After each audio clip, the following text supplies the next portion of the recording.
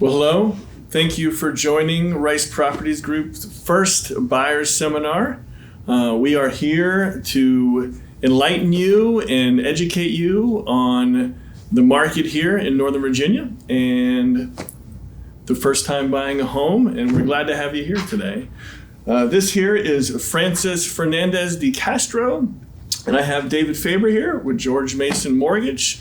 And today we are going to go over a lot about buying a home here in Northern Virginia. We will first discuss the real estate market and get a pulse on what's going on today within the market. Discuss and dive deep down into what can I afford now with purchasing a home. We're going to discuss how important it is in the pre-approval process.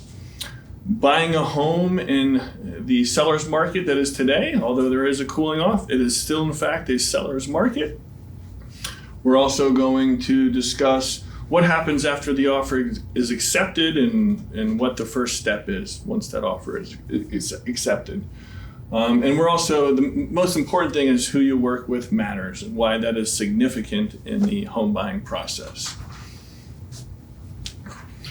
So in today's market, homes in Northern Virginia since 2008, it's been a constant increase in price.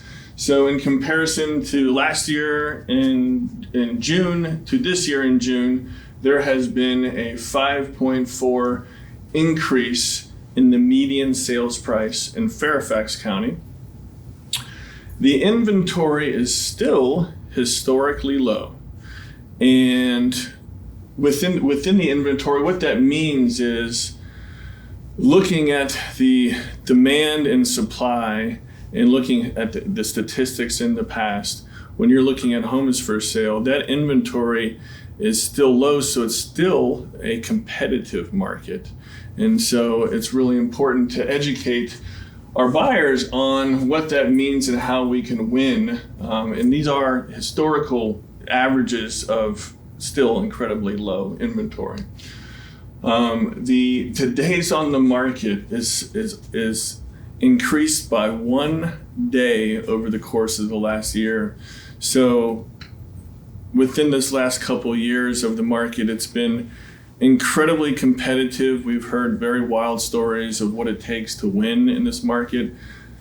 Thankfully, there is a cooling off here, but the days in the market are still incredibly low. 7 days in June of June of this year. So that's the average days on the market when you see a home on the market. And that's an average. So, you can see days, 20 days, you can see just 1 day still on the market. The number of pending sales, this is actually a very interesting statistic. It has fallen way low from last year. So 24.3% in comparison to last June. So that means because the interest rates have risen over the last 60, 90 days, buyers have kind of backed off a little bit, which has caused a change in this market right now. So that, fewer buyers are putting in offers where last year it would be very common to hear, oh my gosh, there's 10 offers on this property. We are not seeing that right now. Less offers, still very, when you see something listed, it's selling for very close as long as it's priced right to the list price, but you're not competing typically with 10 to 15 offers, which this time last year it was like that. And look, Ryan, the 24%, it's a negative number, but it's off a super, super hot market. So historic highs in 2020 and in 2021, and we're slowing down off of literally like a historic pace. So it's still really a seller's market, and it's still hot right now. Absolutely.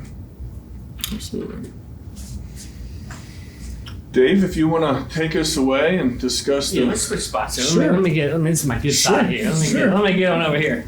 Yeah, so at the end of the day, we're here to talk about all this stuff because it is competitive. Low inventory, lots of buyers, super competitive. Why is it competitive? Why does everybody want to buy?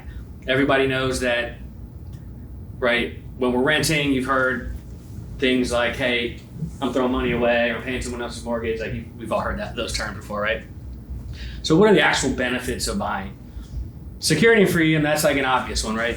I can't paint my house if I'm renting it from somebody, right? My landlord's not gonna let me paint it. I can't modify things. I can't add finishes. I can't update my kitchen, yada, yada, yada. So you get all that. Pets, just things like that. I got the house, it's mine, I can do whatever I want. So that's important, of course. But the forced savings and investment is something I always talk about. So think about it like this. If I've got a mortgage payment, whatever the house price is, whatever the rate is, who cares? I'm paying $2,000 a month in mortgage. There's going to be a portion of that that's going towards paying down the principal on the loan that I took out to purchase the house. So if I bought a $300K property, I owe $250,000. I make a $2,000 mortgage payment every month. $500, $600, $700 a month of that is going towards paying down the principal on my loan. So even if I don't, I get my paycheck and I don't stick a portion of that in my savings account, every month I'm paying down that loan. Every month. So it's a forced savings. Of course, the investment too, right? Of course, I'm not buying a house for it to go down in value. So I'm investing in that property and I'm looking for it to appreciate over time. That's obvious. We're trying to bake that in. And right, the year over year increase, I think it was it 5%? That's actually over the past 2 years, you will see, not just in this market, but across the country, you will see anywhere from 11 to 18% appreciation, which is crazy. So that's what we've seen over the past few years. And the reality is that home values always go up. And believe it or not, even in recession. So we do have a recession. They go up during and after recessions historically. Tax benefits, a lot of people have talked about this or sort of are aware of this.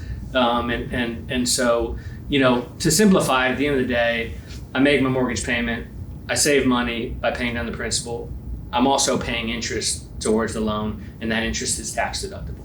So I'm able to write off the interest to offset the taxes that I would pay on my income. Inflation protection, that's a huge one, especially now, right? We all hear in the news that inflation is upwards of 7-8%, which is crazy. It won't be that high forever. Hopefully soon it goes down. But for me, I bought a house 3 years ago. My mortgage payment isn't up 8%. My mortgage payment's the same. And so I'm protected in a lot of ways when I purchase a home because my mortgage payment is fixed. And then of course I'm building my credit. Not a lot of people know this, but there's sort of like, when we talk about credit, I'll probably on every slide touch credit. But I want to make my payments on time, right? Of course, I want to make sure that I don't max out my credit cards, but I also want to have what's called diversity in credit. So FICO scores, one of the biggest factors is, do I have different types of credit? Have I shown that I can establish revolving credit and pay that on time? Do I pay my student loans on time? Have I had a car payment? And then when I get a mortgage, and it's happened to me too, my score went up a lot. Diversity in credit, so that's a big one. I think that's everything. Before I go into that, like benefits of buying, does that make sense? Question? I mean, all that stuff is like, okay, cool. Let's see. What do we do before buying? One of the first natural steps is to talk to a lender for a lot of reasons. And one of the big reasons is certainly credit. And so I'll go off script a little bit and I'll just say, I like to say like the main things that are evaluated when you're purchasing a home are credit, income, and assets. So of course, credit, everybody knows that. We talked about some of the components that go into it, but if you don't already know what your credit is, what your credit scores are, that's something that I can help you with. And there's a couple of sort of free services that you can tap into to check your credit and monitor it and even sort of simulate what happens if I pay off a credit card or I take out a car loan. How's that going to impact my credit? So that's a big one. And when I'm talking with clients and I'm talking with first-time home buyers, that's a free service. So we don't charge you to look at your credit. We don't charge you to help you improve the score. That's free. Budgeting is important too, right? I mean, a lot of that is scenario-based. A lot of that's personal to the situation. But you sort of want to have an idea of, okay, if I'm going to take on a mortgage of X amount, maybe it's more, maybe it's not of what I'm paying in rent or housing. Maybe I'm living at home and so I'm now taking on a new monthly payment. What are the other expenses that I have? And over the next couple of years, like what expenses am I going to add and think about that in the context of am I buying too much or that sort of thing. And of course, savings plan is important. A lot of people come to us and they're ready to rock, and a lot of people are not. And so creating a savings plan and all that sort of goes in with budgeting. I like to point out too, when I work with first-time home buyers, a lot of people believe that they need to have 20% to purchase a home. Well, you actually don't need. A lot of times you don't even need more than 5%. So there are programs where you can put down 3%. We've got a grant program that can help you with that 3%. And so some people can get in the door with little to no down. And of course, all these things we're going to talk about. Talk to a mortgage lender first before you go to your realtor, so that you're not walking into houses that you're not comfortable with. You're not ready to pull the trigger, because as these guys will talk about, things move fast. And that's just to make a comment about that. That's actually a really good point, because when you are out in this very fast-paced market, you want to have an approval letter in hand. So if we took you out on a Saturday and you found a house that you're like, hey guys, I really want to put an offer in here and we want to win it, we will need that conversation to be, make sure you're financially fit or have that pre-approval letter in hand. That's one of the items we need to submit an offer. So to talk to a lender is imperative to make sure that you are.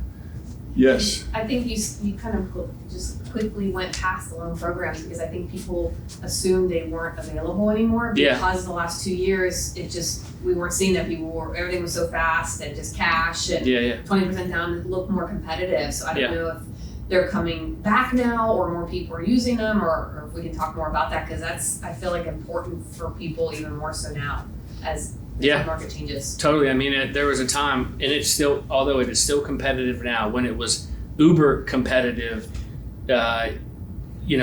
even something like proposing a low down payment was possibly a signal to a listing agent that you weren't financially sound, for example. Well, there's plenty of first-time home buyers that are putting down 5, 10, or less percent, and they're doing a first-time home buyer program, and they're much more qualified than folks that are putting down a significant amount. So although it's not a true signal, it truly was something that would impact folks when making an offer. So I won't necessarily talk about those specific programs right now, but like from a conceptual standpoint, there are low down payment options, and then when putting down a low down payment, some of the negative impacts of that protect the lender, like you maybe have heard of the term mortgage insurance, or even just maybe a premium on the rate for a lower down payment. There's a number of first-time home buyer programs that offset those negative impacts of the lower down payment. So there's a litany of stuff out there for first-time home buyers. George Mason sort of has access to all of them, and of course, again, we could talk about those individually for individual situations, but that's part of it, right? It's like talking to a lender is certainly so that you can be prepared to make an offer quickly and you look great, but also it's because maybe before you talk to a lender, you were not aware of what the options were out there. Education. And that holds people back sometimes. What else? Okay. So fast forward to this is just a big one. It's not necessarily pre-offer or pre-purchase, but just avoid major purchase. Anytime a lender gets a chance to just say that, like, hey, don't buy anything while you're applying for a house. We had someone buy a condo 2 days before they bought a house, right? Now it was in cash and it was fine, but it was just... Don't go out and buy a car. Don't buy a car. Yes, exactly. Yeah. So, anytime I get a chance to throw it out there, I'm throwing it out there because we've been burned a couple times on that one. And then, so these are all sort of identify what your priorities are. And when I say that, it's kind of like, okay, to get started, am I ready now? And maybe like just down payment, but it may be, hey, I've got a lease ending at this point, or my parents are moving, I live with them, or I've got, a significant other that's moving in, or a pet, or whatever it is. So think about those things, and all those things provide context to, sort of figuring out how much you're going to buy and where and all that stuff. So, awesome. Yeah. What else? All right. So this is my last slide. This is 4 bullets, but it can go into a lot of detail, and it is also very personal and specific to the individual. But, again, how much can I afford? Your credit history is going to impact you in a lot of ways. Not not just like what is my credit score, but my monthly debt obligations are going to impact my affordability calculations. And so that also sort of goes into it. How much can I afford? Not just my score, but how much do I owe?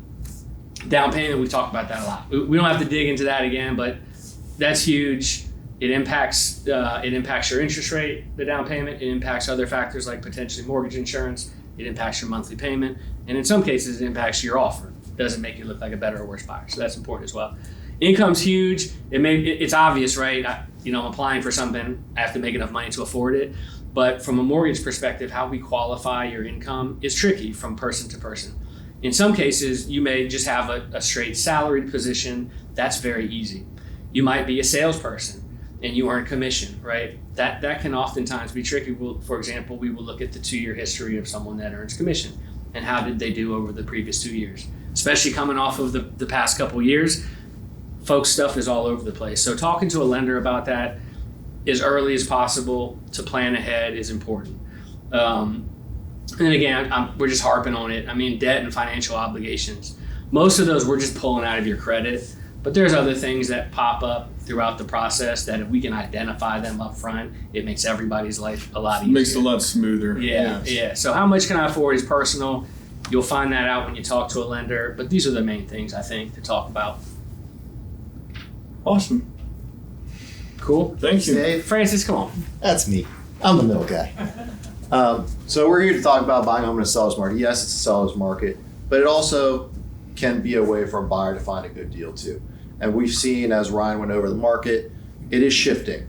It's still a seller's market, but buyers are getting a little bit better foothold because a lot of buyers have bowed out of the opportunity to buy a home. They've gone to renting or they just gave up because they lost a few. So one of the things we can do for buyers in a seller's market is you just might have to adjust where we're looking. Price range, size of the home, what you want in terms of yard or anything like that. Were you sold 100% on a single family or would a semi-detached work? There's a lot of things that we can do and adjust to fit what you want. Maybe get 9 out of 10 boxes checked instead of the full 10 out of 10. Know the common deal killers. Now, deal killers are deal makers and deal killers. There's really 3 of them. Well, technically 4. If you try and lowball in a seller's market, that'll leave a pretty bad taste in a seller's view. The other ones is inspection, appraisal, and financing contingency.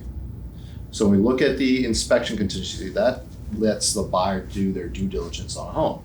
Basically, the homeowner says, please do your research on our home, find whatever you need. There's 3 things that we can do with that. It can be for informational purposes only. It can be with the option to negotiate repairs or with the straight option to void. I always recommend an inspection, even if it's just for informational purposes. So that can be a deal maker or breaker. The other one, appraisal, especially in this economy when there's multiple offers on homes, then you'd be looking at probably waiving the appraisal contingency. You'd want a realtor that's going to look at the comps and tell you that's a safe bet to go up to a certain number, but also can be a deal maker in terms of the appraisal's not letting you overpay for a home. In terms of the finance contingency, that's with Mr. Faber as well. So that just means that you're able to get a loan within a certain amount of time of closing, usually within 25 to 30 days. It states that you're protected if anything happens, you can bow out, get all your earnest money back, which we'll talk about in a second. Those all can be deal makers or breakers. In a seller's market, we're having to drop contingencies, which leave the buyer a little bit unprotected, but if you're with a good agent, that can help you out. They'll help you navigate those waters. Time is of the essence. That's a fancy way to say urgency. So Ryan was correct in his market report. 7 days on market is really fast. Let's say you see a home and it's been on the market 3 days. Well, someone's already had 3 days to take a look at it, decide if they want it, put an offer in. So one of the things that we have to do is be first to the home, first in, first offer in as well. Perception in a seller's market is huge. And the first offer into a seller perceives that you want it, you love it, and you are willing to work with them. So that is something nowadays that is very big to do, is to be the first in the door. If you love it, we go for it. You can't vacillate, as my mom used to say. Next one. Who you work with matters. Ryan's going to touch a little bit more on this, but who you work with does matter. There has to be a trust between you and the realtor. They are 100% leading you, and you have to kind of go with what they say. Now, there's tons of things that a realtor can do for you. For example, there is negotiating the contract for you, and that relationships matter. So having someone that's been in the industry a while and has made those relationships and has a name helps. So let's say I call you and say, congratulations, your offer was accepted, you made it, we're part of the way there. Deposit EMD, there's a few things that we have to take care of. It's a really fast and furious from when you get your contract accepted, which is also known as ratified, which Ryan is the king of, ratified rice. So the first step that we're going to talk about is your EMD. It's due within 5 to 7 days of when your contract's accepted. That is the earnest money deposit. That is the good faith money. It's the gestures to saying, I want this home. This is what I'm putting down on it. Let me point something out real quick. So you talked about contingencies, and those are that's not an easy subject to talk about in a group setting really quickly, but the contingencies protect the buyer, and what they're protecting you against ultimately is losing your earnest money deposit. So your EMD is your earnest money deposit. It's the deposit that you make up front when you submit your contract. If you have contingencies in place on the contract, you have the ability to back out and get your earnest money deposit back. So that's why the EMD is important, and that's why contingencies and applying the correct ones to protect you but also not exclude you from the seller picking your offer is really important. So contingency mix and how that impacts your deposit is sort of a big deal. And then the earnest money deposit, it's changed over the years, and there's really no standard, but you want to have at least a 1% earnest money deposit. So if you're purchasing a $400,000 home, your earnest money deposit that would be due if we accepted if the seller accepted our offer would be $4,000, and that money is held in an escrow with the title company. So when you go to settlement, if you're in it for $4,000 and you were bringing $25,000 to the table, now you're bringing $21,000 to the table because you're already into it for $4,000, and that's how that earnest money deposit is is put into escrow there with the title company. Correct. Thanks, guys. Sure. Man. The next step after the EMD is also inspections. That's usually within the same time period. So inspections are some of the contingencies we talked about, more specifically the home inspection, whether it be for information, the right to void, or negotiating repairs. That is also within 5 to 7 days. So that is extremely quick turnaround from contract acceptance to inspection to either negotiating repairs, giving the void or continuance notice, or just getting your information done. So a home inspector will come in, and his job is more so just to show you what's wrong with the home, if there is anything, what you should do, but he's also there to teach you a lot. So a home inspector is a wealth of knowledge that all buyers should attend the home inspection. They're usually between 2 to 4 hours, but what you'll learn from that inspection is going to make that home buying process a whole lot more fun and a whole lot smoother. Order appraisal. That is something that Dave Faber will do for you as your lender. The lender orders the appraisal. Now, the appraisal just makes sure that you're not overpaying for a home. That is a third party that comes and does the appraisal.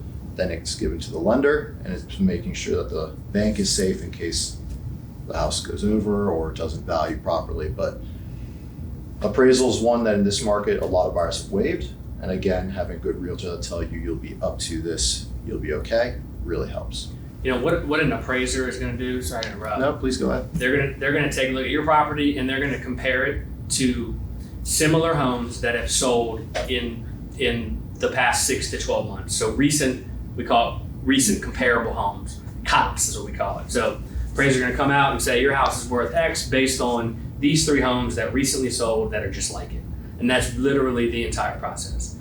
It's part of the contingency mix because if in fact you have, whatever the case is, you have made an offer that's higher because of competition or whatever, if it does not appraise and you have a contingency, you have the ability to get out of the contract based on the low appraisal and get your earnest money deposit back. If you do not have the contingency because you waived it, giving yourself the ability to sort of look better versus other offers, we can sort of talk, that's something that we don't have to dig into that, but essentially that's one of the things that you're being protected against is the appraisal coming in low. And one other simple way that I explain it to buyers is that, let's say, an example, you're buying a $400K house, but we had to go to $410,000 to win that property. And we also had to release our appraisal contingency, release our protection on that particular contingency. If that appraisal came, remember we're under contract at 410, if that appraisal came in at 400, then without the appraisal contingency, the buyer would need to bring an additional 10K to the table. If we had that contingency in place, if we were able to negotiate that with the seller and it wasn't competitive, which is great for us, and that appraisal comes in low, we can negotiate that with the seller, or we can say, if we can negotiate, and if we give them a, hey, we want you to drop the appraised value to the appraised value, and they don't do it, we can say, peace.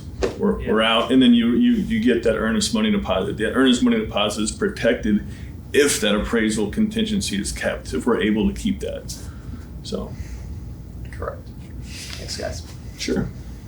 Then it comes to remove all contingencies. So once we've satisfied the inspection, the appraisal, we can now say, all right, seller, we've done our due diligence, we're good, we're moving forward. Then it comes to the clear to No close. turning back at that point. Pretty much. No turning back. There's no 12th hour outage right there. So receive the clear to close, that comes once the lender has approved everything, am I correct, Dave? Yep, exactly. And then we conduct the final walkthrough. That is done day before signing or the day of signing. I prefer to do it the day of signing, so we're the last ones through the home. And then attend settlement.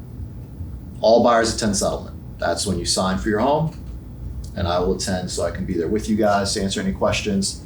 And then you officially own a home.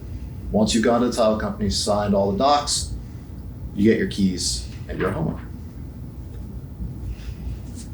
I'll let Ryan touch on who you work with matters. Sure. Come. Thank you, Francis. So, when we say who you work with matters, because as you just saw there and heard, there are so many moving parts within purchasing a home, and it is such a huge investment. It's typically one's number one largest investment they've ever made in their lives.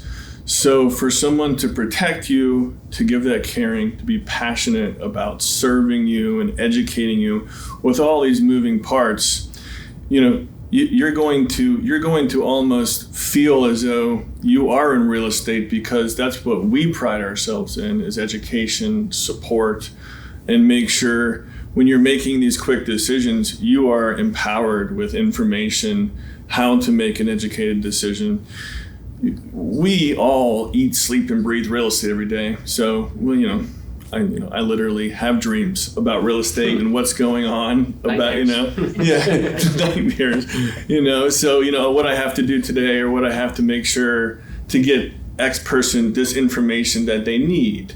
And so we're very grateful to be in the top 1% of the top 1% of not just real estate teams in Northern Virginia, but all over the United States. And it's because we pride ourselves in the commitment to deliver for our clients. When I say that, what we do is we will do whatever it takes to make sure we communicate at an incredibly high level. And we have an amazing team that not just supports us, that are running around the field, but there are soldiers in front of the computer. So when we need information quickly, that is then divulged to our clients, and that way we can help make decisions. We are licensed, and Francis here is our Maryland and Washington, D.C. expert. We're of course licensed in Virginia as well. And so, and you can easily find us all over the internet. We want you to be able to find us easy, and we want you to see what experiences others have had. We have tons of reviews online, and I'm very grateful to be part of a community that knows Rice Properties Group, that knows the team, and our business is 95% referral based. So we really pride ourselves in growing those relationships. We're not in this just to sell a house to you. We're in this to create a lifelong relationship. as the majority of our clients know, it's not just once we sell you a house, it's not like we never talk to you again. We have client events. It's important for us to grow our community and definitely keep in touch. We have a lot of activities that we have throughout the year. So, and as far as lending, Dave, if you want to talk about George Mason and before he discusses what David Faber has done here for us, but I've worked with Dave and George Mason for about 7 years now, and he has served many of our clients. And one of the things I always discuss about Dave and George Mason is that the sense of urgency is very important. So certain lenders, bigger banks, if you are trying to get information on a Saturday when we're out in the field with you looking at homes and we have to get an offer submitted by that afternoon, that evening to be competitive, a lot of bigger banks don't pride themselves in that communication. It's more of just a number. We work with people that have passion, just like Rice Properties Group does, that care and also are incredibly responsive. Dave, just like myself, has a family just like Francis, but we really, the sense of urgency is always there in high level communication. That's what Dave's provided our clients and each other, the team, over the years. So, I mean, look, who you work with matters for a lot of reasons. Availability is definitely one of them. Real estate happens on weekends, and there's just no way, ask our wives, right? There's no way around that. Certainly expertise and like track record is important. That's why we got our stats up here. But at the end of the day, like, I just have a personal perspective. As a lender, I couldn't just work with Ryan. I have to work with multiple real estate agents. I work with a lot of real estate agents. And over the past 2 years, there is not a situation where there are not multiple offers on a given property. And so I got a lot of perspective. I work with new agents. I work with very experienced agents. I work with the cliche like part-time agent, like Doris that like works every other week that like, anyway, so it's just important that you have somebody that not only knows what they're doing and answers the phone when you call them, but does things like creates a connection with the listing agent that either they already have a relationship with because they've been working with them for years, or because they're in the marketplace and they've done a lot of transactions, or they realize that, I need to give them a call before I make this offer and try to gather information and talk to them about, something that connects us so that next time I call, that listing agent picks up versus the other 10 agents. It's building that credibility. Yeah, I mean, there's the nuances of being a real estate agent that impacts your ability to win against other real estate agents. And there's no time in the past 10 years that I've been doing this where it's more critical than now to have someone that knows what they're doing and works hard and is available and communicates well and all that stuff. And I've said this before, I'm not just saying because you're here. Ryan's the best buyer's agent that I work with, and I refer my clients to him just like he refers all of his clients to me, and I use him to buy my house. So who you work with matters, and it's important. Thank you, Dave. Thank you very much. Yeah, man. Well, I believe, yes. You better have some questions now. You better have some questions. So get those questions going. We're going to double check your notes that you took. Yes. The quiz, you got 10 minutes till the quiz starts. I actually do have a couple questions. Great, that's good. So things like the home inspector and those appointments, like the appraiser, is that something that you all facilitate, or is that on? Francis, you want to? So home inspector, I have clients that have a home inspector that their parents used and they really like. We have one that we've used for a very long time with Rice Properties Group. I trusted him implicitly. So I usually try to recommend a home inspector, and we will schedule it for you. We'll get it, so if that matches your time schedule as well. Rice Properties Group is full service. So we will not only do your home inspection, but if there's any other like a pool, chimney, or any other specialty inspector that you might need, we have a full list of vendors who we trust, and we vet it through long and arduous process of finding good inspectors. So yes, that's something that we can 100% do for you. But if you've had someone, like I said, I have clients that their parents know someone that did theirs and they used them. Yeah, and it's if, for the home inspection, you have as a buyer the right to choose any lender, any home inspector, if you had a relationship with someone that you know or trust. In that home inspector, the one, we use two different ones, but the main one that he's talking about that we've used, interestingly, he's probably up for retirement soon. We're going to miss him, but he's a world. I really think, and this, I'm not just exaggerating this, I think he's a world record holder. When I say that, he's been in business like 40 years. So he's made his career in home inspections, and he's done something around 25,000 home inspections in his 40-year career. I know that's a crazy number to think about, but so he's seen everything from 120K, when you could get a 120K one-bedroom condo. You really can't get those anymore, but to a $20 million property on hundreds of acres out in Middleburg area. So that's also something that's when we get a home inspection, it's also for him to educate you and talk about what makes that particular home breathe, almost all the appliances, roof, plumbing, the whole 9 yards, to make sure that the buyer is informed about what things we can negotiate, or obviously it's up to us, the real estate agents, to negotiate, but he's going to educate us what he finds, Once you've selected your agent and your lender, the home inspection, the appraisal, title, like all that stuff is actually handled by us. Mm-hmm. And although you have the right to shop for those components, we are sort of the conductors of those things. Like I do the appraisal, they do the inspection, we sort of both do the title, but you don't have to necessarily go out and figure out a bunch of other stuff. It's handled by the lender. Our goal is to make sure, not necessarily that you need a hand holding, but that is our goal. You say, hey, this is what I envision, this is where I want to be, this is how much I want to buy. Hey, if I just close my eyes and saw the perfect home, you tell that to Francis and I, and then we go out and search for that home, whether it's online or physically start seeing properties to make sure you have this checklist in your mind. So you have 10 things. Hey, I'm really looking for this, this, and this. Usually the most important things are location, price. Those are usually the top two. And then floor plan or size of home or style of home, whether it's a condo, townhouse, or a single family home.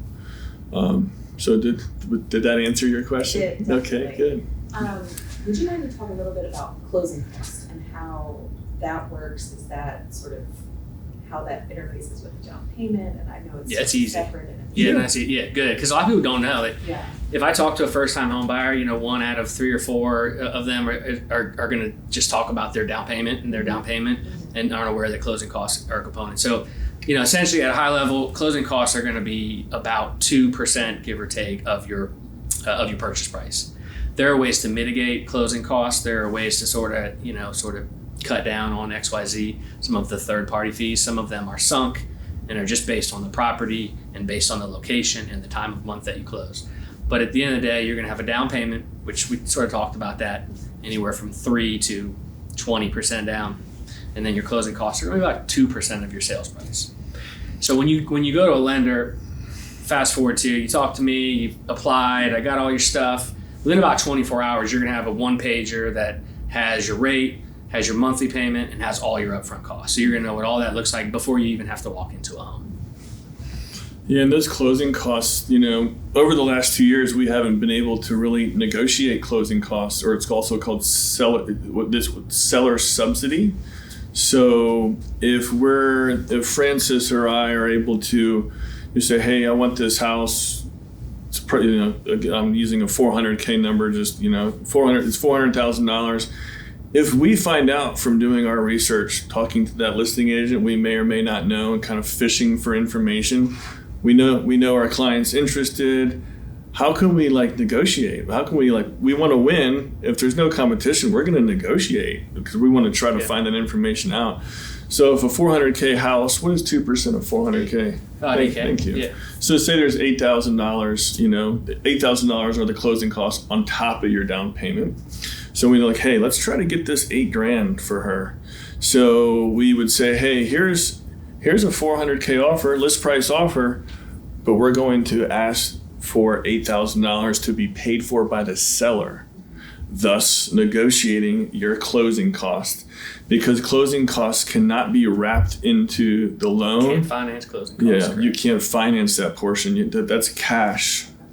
So that is what we're actually, Francis has been doing it recently himself, negotiating these closing costs. He's been really good job doing that. And I think that's an advantage to today's market right now, is because of this cooling off. Yes, it's still a seller's market. Yes, it can be still competitive based on the property.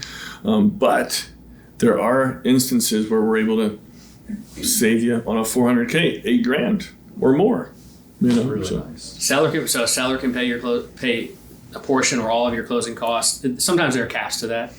And then the lender can also pay a portion of your closing costs as well. But generally speaking, that's going to impact your interest rate. So like I'm either going to give you the lowest possible interest rate or maybe a slightly higher interest rate where I'm also crediting you a portion towards your closing costs. And then sort of lastly, there's grants available, and those are specific to the lender, or even sometimes like the county or the job that you do, teachers, and Fairfax County has a grant, and there's a department in Virginia that offers grants along with their loan program. So there's grants, but setting those aside, sellers through seller subsidies can pay a portion of our closing costs, and lenders can pay a portion or all of your closing costs. It just impacts your rate.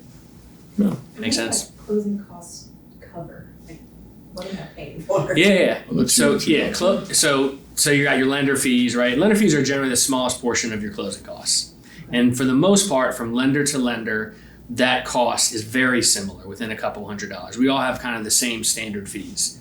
The non-lender fees or the third-party fees are, in a lot of cases, they're sunk, and no matter who you use, they're essentially going to be about the same. And the big ones are title fees. And so title or the title to your property is sort of, title insurance protects your interest in the property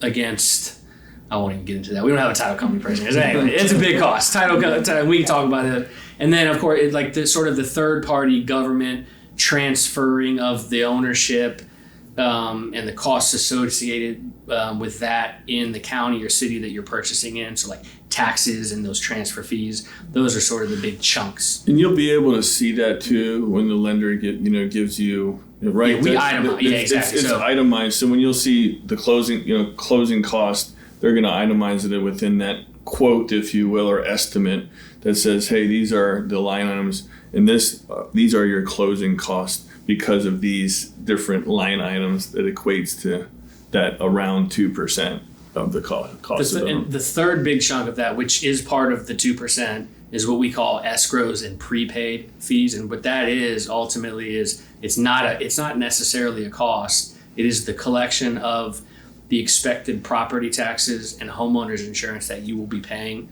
over the next 12 months. It's collected up front, it's held by the lender, and it's paid out to those various third parties. And so although it's I say 2%, 2.25% of closing costs, actually a chunk of that is money that is going to be sitting in your escrow account to be paid out to those various places. And if you sold your house or refinance it, that cash comes back to you. Again, all that stuff is going to be clear and evident within 24 hours of pre-approval on a one-page quote or document. So, makes sense. I don't want to get too deep into my specific situation, but You Go ahead. can give Yeah. you can Okay. dive. Yeah, please. No, this is what we're here for. I Yeah. love it. So I'm currently, and I'm sure you work with customers all the time, that are in a lease, right? So I'm in a lease, have been for a long time. I have to give my apartment 60 days notice Mhm. that I'm not returning, right? It's standard. Yep. Yep. A little scary to say, I know I'm not coming back here, but I have no idea where I'm gonna live, especially with like the fast turnaround, right? Like 7 days, these houses are on the market. So like how, I'm not even sure what my question is, but that's. No, it's I can It feels like a chokehold. I can answer that. I think that every personality is different, right? And this is a huge decision. You're gonna have some faith. I'm not saying you don't have faith, but I'm saying 60 days is plenty of time when you're working with the right people, because what happens is if you can still, and this is a kind of a lender discussion too. We, like myself, Francis, we don't have to know how much money you make, how much money you have. You're welcome to tell us anytime during this, like, hey, this is what I plan to do. We don't need to know that. A lender needs to know how much money you make as they're going. But when I say that, it's like when you know the area you want and the price you want, and we show you a few homes. We looked at some statistics recently, and I haven't looked at them within the last couple months, but what's the average number of homes a buyer looks at before they purchase a home?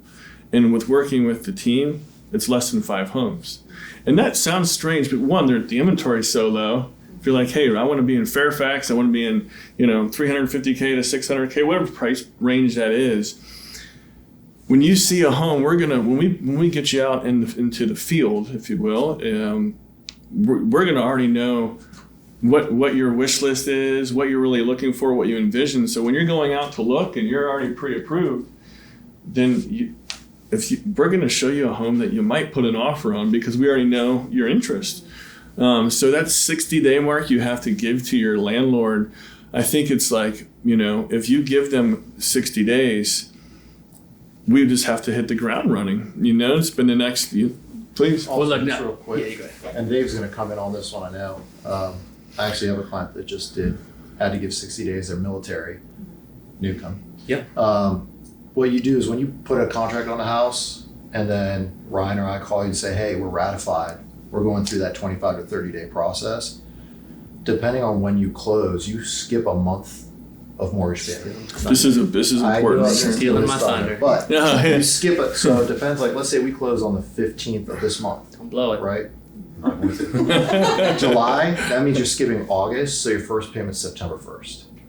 So that means if we time Does that it make sense though? properly, Because it's kind of confusing to some you're that gonna have that 60-day buffer In close. In theory, you can do your 60-day notice the day you get ratified. Yes. So like I can search, and I can make the offer, I can ratify, put my 60 days in, close in 30, and not have a mortgage payment for 45 to 60 days. So you're not paying mortgage and rent at the same, And some people can afford, one rent payment and one mortgage payment, and it doesn't sting them too much. Yeah. Although some people also, when buying their first home, they're putting a lot of their savings money down. So money's tight for a little while. So you in some cases you need the ability to go month to month or something in case you can't find anything fast enough. But at the end of the day, you can be under contract knowing when you're going to close, knowing when your first mortgage payment. The timeline is such that you're not making double payments, and all that works out because you skip the first full month mortgage payment. And but don't get it twisted. You have to have someone whose ratio of winning deals versus making offers is high and knows how to find the house fast and win the offer fast too. That's also a big part of it too. Because we don't want to get you you will never be homeless with us, first of all. Right. But we don't want to put you, what it does when timelines are too tight, and 60 days might seem tight to you, it's not tight to us. We could take you out this weekend and find you a house. I promise you we could. And when I say that, we're never going to push you to make a decision. We're going to educate you and support you there. But things happen at a quick clip. And, I think that, we just don't want to put you ever in a position, and we knock on wood, we've never had this happen. We're like, oh my gosh, I haven't found a house and I got to be out tomorrow with my rental. It just hasn't happened. That's actually the easier scenario than I have to sell my house to buy a new house. Yes. Am I gonna be that is a very I'm glad you brought it up because it's super common to have a lease and an end date. And so I'm glad you brought that up. Interesting because I've been so my lease is up September 30th. So the 60-day window is July 30th. So it's Oh, wow. perfect Party time to time. be having this conversation. Yeah, so I have to notify them that I'm not returning, which I think I'm going to. But my decision right now is it the right time to buy something, or do I rent a townhome for a year or two and then reassess? But if I go the rental route, chances are I'm going to be doubling up on at least a partial month of rent, have to have a security deposit that's equivalent to the first month's rent, right? So it sounds like that's an actual more expensive option. Also, rentals in the area from our last market report with Sarah, who you'll meet, they're up 36%. Right, rent's going up faster than home I values. was just gonna say that because I actually just bought a house. Oh, And congratulations. I like everything you're saying, I was in your shoes.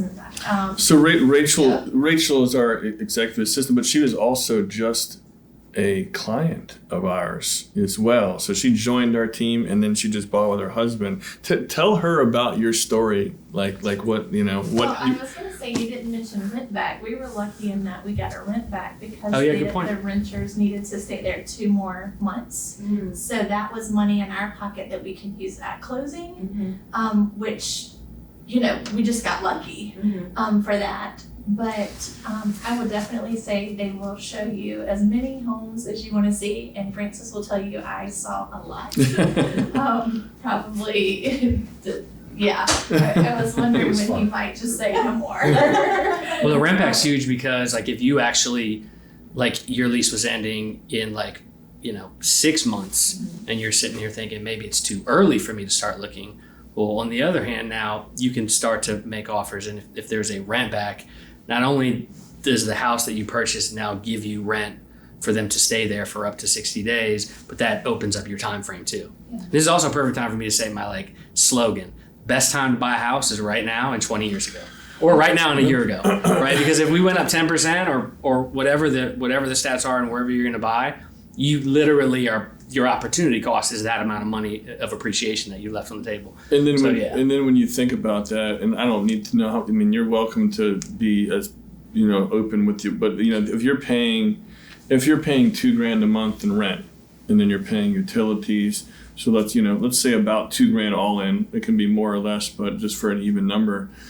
If you sign another lease, one, we don't know where that interest rate's going to go. So your purchasing power, if that interest rate rises, your purchasing power is going to decrease. And then a $2,000 a month rental, which actually it's hard to find a nice $2,000 a month rental now. Usually it's like $2,500. A 1-bedroom, a couple bedroom is now, in Chantilly here, we just listed one, a 3-bedroom, but it almost got $3,000 a month. I mean, that's very expensive. And so $2,000 a month is $25,000 a year with utilities and everything, the cost of living. So just for 1 year to spend that $25,000 when you could be putting the equity into a new home, to me, and I'm not just saying this as a real estate agent, but as now your friend, it's a no-brainer. But you have to also be comfortable, we don't want them, Yeah, at the end of the day, it's like if you're ready, it's good. I don't care when the time is, where rates are, where home values are. Now is a good time, Especially in for this sure. area. Yeah, especially if your option is It's a rent. great- If your option's renting, I mean. Yeah. Well, DMV is just a safe area. I mean, if I'm sure Dave can tell you from even 2008, we've gone up. Just because, the government's closed, so many military bases closed, some of the best public school systems in the United States always ranked and, very high up there. And then just, huge tech industry within Northern Virginia. So the people coming in and out of Northern Virginia, DC, and Maryland as well, just the DMV in general, has always, yes, we got hit with the recession in 2008, but we were hit a lot less than the rest of the United States, and we climbed up quicker than everybody else. So it's always been a really strong market here. And then with, huge people coming in like Amazon coming in here and these, huge Fortune 500 companies, it just keeps the money in Northern Virginia. So that's why it keeps this market and economy very strong. Yeah, when you were talking about the fixed mortgage, I mean, I hear that term obviously, but I've never actually thought about my rent increases every Yeah. single year. Yeah. And that's what, this deadline that I'm staring down the barrel of, they increased it again, another $150. May I ask what you're paying? Yeah, so all in, it's probably utilities and everything, it's probably about 22 Okay. a month. So I was close to the 2000. Yeah. But then I thought, well, I could just go month to month, but they're trying to charge an additional like $800 a month. They always hit you hard when you go month to See, month. that's crazy. It's It's crazy. not Yeah. secure. It's crazy. That's crazy. I was in that same boat in 2019, and then I Yeah. just emptied my savings, bought a home, and I went from paying $2,200 in rent a month to paying $2,700, but I owned it. Right. Right. It's Well, a and no-brainer. $700 a month goes towards paying down your loan. Yep. Right. Yeah. It's not. It's So- not going. It's not just Yeah. going away. And it was more space. It was mine. Right. It was done. Is yours a one bedroom, 2 bedroom? So 1 bedroom with a den. With a den, yeah. Yeah, Yeah. which is convenient because that's become my office. Yeah. But even with that little bit of separation, those walls are closing in on me. You know? Right, right. Right. When you work from home and that's where you live and Do you- eat, do you have just pets? Work, no, Okay, yeah. just curious. But yeah, I'm looking for like a townhome that I can have a little bit more sort of separation and that sort of thing. Sure. Have you thought about much like what price range you want to focus in on? So I guess that's another question. I've done like the Zillow like free little guesstimate kind of thing. So if we can just be frank. You can be. We are very transparent Okay. people. Like, you don't have to sugarcoat anything. We're not big sugarcoaters because we want to be real with you, and we want Yeah. you to be real with us. Like, you are welcome to be wide open with us. Okay. Yes, yeah. So I've saved about $75 for a down payment. Okay. I have no other debt of any sort, no student loan, car payment. Awesome. Nothing like that, no credit. That's really great. Yeah. So I'm hoping to keep a monthly mortgage payment around 25, 26. So I don't know what that means as far You as get the like- whiteboard out for him, man. Let me just do that in my head really quickly. No, I mean, I think to be accurate about, hey, so a lot of people think about it a couple different ways. It's like, here's how much I have and here's how much I want to pay. And that's either maybe based off of rent or based off of their budget. Some people just say, hey, I'm going to, this is the type of house that I want.